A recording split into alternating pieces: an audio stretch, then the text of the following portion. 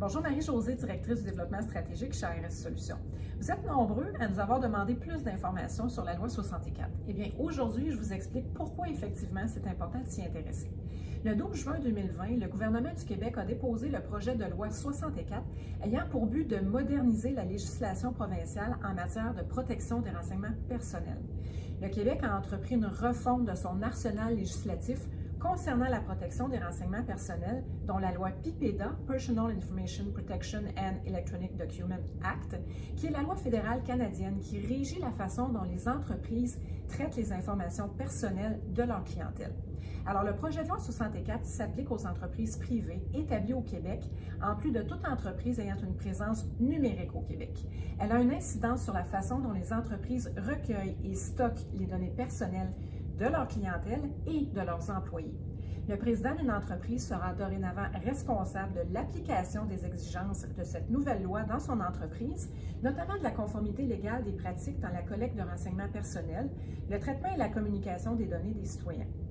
Le projet de loi 64 propose un certain nombre de nouvelles exigences, telles que celles en matière de signalisation des atteintes, les nouveaux droits individuels, les nouvelles exigences relatives à l'impartition, l'analyse des répercussions sur la confidentialité, etc.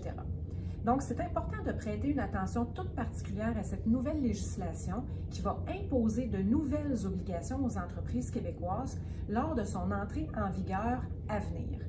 Par exemple, la nouvelle obligation d'établir et de mettre en œuvre des politiques et des pratiques encadrant sa gouvernance à l'égard des renseignements personnels va contraindre de nombreuses organisations à analyser et trier les données collectées et à redéfinir leurs pratiques en la matière. Il s'agit donc d'une initiative qui aura assurément un impact sur la conduite de vos affaires. Est-ce que votre entreprise est prête? Voici 4 conseils pour vous conformer au projet de loi 64. Premièrement, c'est important de vous familiariser avec le projet de loi. Si une entreprise disposant d'une présence numérique au Québec ne répond pas aux nouvelles exigences du présent projet de loi, elle pourra recevoir une amende salée, surtout en cas d'atteinte à la sécurité. Deuxièmement, vous devriez adapter les pratiques de votre entreprise avec les nouvelles exigences. Par exemple, la cueillette d'informations personnelles d'une entreprise doit obligatoirement être effectuée auprès de la personne concernée. Troisièmement, la formation de vos employés. C'est important d'apprendre et de rappeler régulièrement à votre équipe les bonnes pratiques en matière de protection des données personnelles, comme les mesures qui existent pour les protéger et ce qu'ils peuvent faire pour assurer la protection des renseignements personnels des clients. Et quatrièmement, il est recommandé de mettre en place un processus pour répondre aux demandes de vos employés et clients sur leurs données personnelles.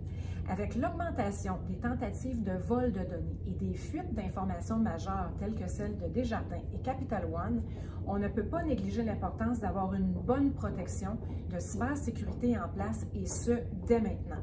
La sécurité doit être abordée globalement. Par exemple, l'utilisation d'un SIEM pour Security Information and Event Management, qui sert à détecter les anomalies et comportements douteux, est un outil qui est indispensable aujourd'hui. Le SIEM constitue un outil de gestion puissant qui apporte au gestionnaire l'information essentielle en situation de litige ou de résolution de crise.